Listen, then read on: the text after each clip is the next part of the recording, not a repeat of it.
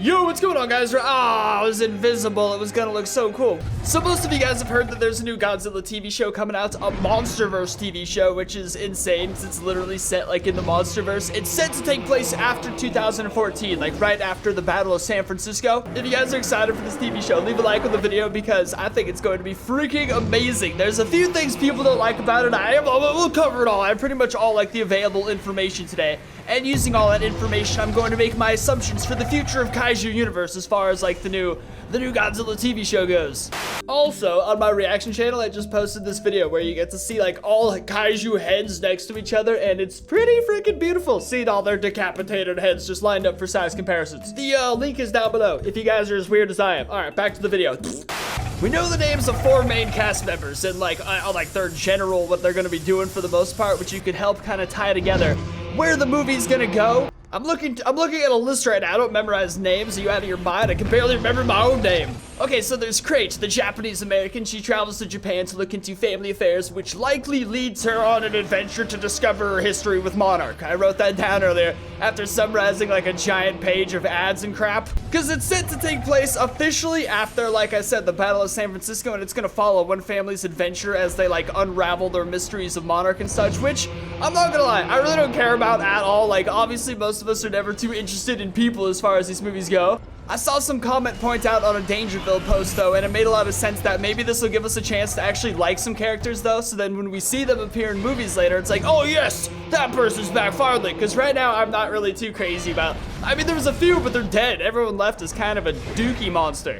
Like the remaining MonsterVerse cast, I'd be okay if I didn't see any of them ever again. I'm ready for all new people, except the little girl Kong talks to. She's a package deal. Okay, there's Kentaro and Kiko, who are both going to be regulars as well, both Japanese too. Kentaro lives with his mom, who will also be a reoccurring character, and Kiko is a focused scientist, which will most likely play into like Monarch and that kind of stuff. It's just more people, man. Like, I mean, like it's cool and all, but how interesting could a person possibly be? I came for the monsters, but I will be forgiving with the show. As with the TV show, it probably doesn't have the same budget, you know what I'm saying? Hopefully there's a lot of monsters, but like, we have to make sure it gets a perfect rating no matter what, so there's more movies. And then there's May, a 4th person who's also apparently searching for her identity or some, I don't know, some big crap or something. I don't know, dude. They basically revealed like 4 main characters. I thought they would reveal the Kaiju early, so that's what we're gonna be estimating about today because they really like to be mysterious with that kind of stuff. But we know it takes place after 2014 San Francisco battle, and you know what takes place after that is Godzilla Aftershock, the comic, where Godzilla fights MUTO Prime. Essentially, like a whole giant crazy thing pops off where MUTO Prime is actually like legit too powerful for Godzilla to take on. They have to use some whole frequency confusion thing to distract MUTO Prime out of the area. And just a whole bunch of horrible things take place that you could probably learn about in great detail on Goji Center's channel, but like, just horrible atrocities from MUTO Prime beating the crap out of Godzilla, trying to impregnate it, like, impregnate it, bro, so little baby, like, MUTOs could absorb its radiation until Godzilla becomes so weak that it just dies.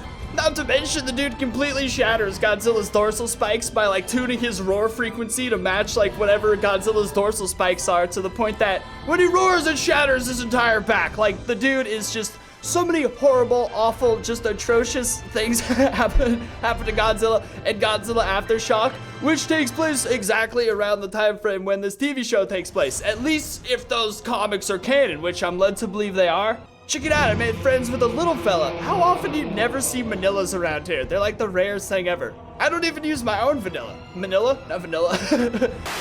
A lot of people are wanting Anguirus to appear in this show as well too. Comment down below if you do, because I want to see how many people do. I mean, I think it'd be freaking amazing. Obviously, there's a lot of evidence that we have already seen an Anguirus skeleton, but it was never, I believe, officially confirmed by the producers or anything, so it's like, but it was more just kind of obvious, but also if it's not 100% confirmed, we can never rely on it. Plus, we don't know if in the MonsterVerse there'd be multiple versions of that species or however it would work, but like, I don't know. Everyone seems to really want Anguirus to appear like crazy, which I think would be insane. My only concern is I don't know if Legendary has like movie rights to Anguirus yet. I wish I could see what's going on in the dealings with them in Toho. So my prediction so far is MUTO Prime. I don't know what necessarily would come with MUTO Prime, because I think just one protagonist monster wouldn't be enough, or antagonist, yeah, Godzilla would be the protagonist, but I don't think it'd be enough to carry an entire TV show. But I think if so, the fights between the two would be, but it's very confusing. No, but I guess I confused myself. I was gonna say because Emma Russell's dead, but the movie takes place, I mean, like, Godzilla Aftershock takes place when Emma Russell's still alive, because she's like a key component of Aftershock, like leading MUTO Prime away from Godzilla. Hello again, sir. One thing that did always confuse me, though, I know it's like almost pretty obvious in the comic that Godzilla kills MUTO Prime. Like, he stomps on his head, and it looks like he's, like, you'd think that would kill him, but it doesn't show anything after that. It just shows Godzilla kind of walking away, beaten near death, but I don't suppose Godzilla would stop fighting a Prime until the Prime is dead, so... But it never showed it, and all it does the entire comic is kind of go into detail how ridiculously overpowered MUTO Prime is, so you gotta wonder if it could survive such a thing like that, like how legit is its regeneration and stuff? I don't know, I suppose... It could, but I guess Ghidorah's extreme regeneration is more tied to it being an alien, whereas like Behemoth could really only regenerate certain parts of itself, because it's more based on Earth. So if MUTO Prime is of Earth, then it wouldn't be able to fully I don't know, dude. There's so much speculation, but I guess it kind of does hints that MUTO's dead. MUTO Prime, I mean. But then we still see a MUTO Queen in the end of King of the Monsters, which is way after Godzilla Aftershock. So someone out there is still making babies, but I suppose MUTO Queen could make babies also. But then there's also other crazy speculation in the comic, saying that MUTO actually evolves an entirely different way. Like, possibly it evolves in the sense that it just mass produces till there's only like thousands of MUTOs covering the Earth, and then they all kill each other until only one remains, the strongest, and that one evolves into a Prime. There's so many insane things that they could do in the freaking TV show if they go any ways of Godzilla Aftershock. It would be so insane, and a MUTO Prime... Personally, in my own opinion, MUTO Prime would be the coolest thing ever to have added to the MonsterVerse, dude. Like, I don't know. I guess everyone has different, like, everyone wants different stuff. Some people want Anguirus, some people want Space Godzilla, some people want Biollante, and those are all super awesome decisions, like crazy. It's just me personally, I'd like to see that MUTO Prime Godzilla fight, dude.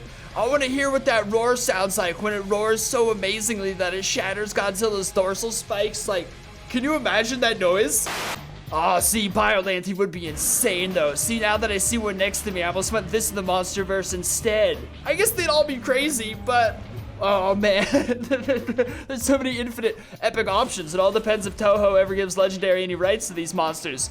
In which case, we're in for some amazing stuff. Comment down below what you guys think is going to happen. If you're not in my Discord, then especially. That way we could, like, get a big general thesis going of where we think the show's going to go. I know Dangerville, Goji Center, and all those guys will be posting videos this week regarding information and stuff I'm most likely forgetting, because I don't sleep, dude. I live Red Bull to Red Bull. So once we get those official opinions and then you guys' comments down below gathered, I think we'll have a good idea for where the stuff's going. And then once we have a good idea where it's going, we'll know it's headed to freaking Kaiju Universe once it gets here, which is gonna be amazing, dude. If I got to be MUTO Prime in Kaiju Universe, I'd literally crap my pants. It's not a healthy response for an adult man to have over a Roblox update, but it's MUTO Prime, bro. There's no shame. So yeah, leave a like on the video, subscribe if you guys want to find out more Godzilla crap in the future, and I'll see you guys next time. Peace!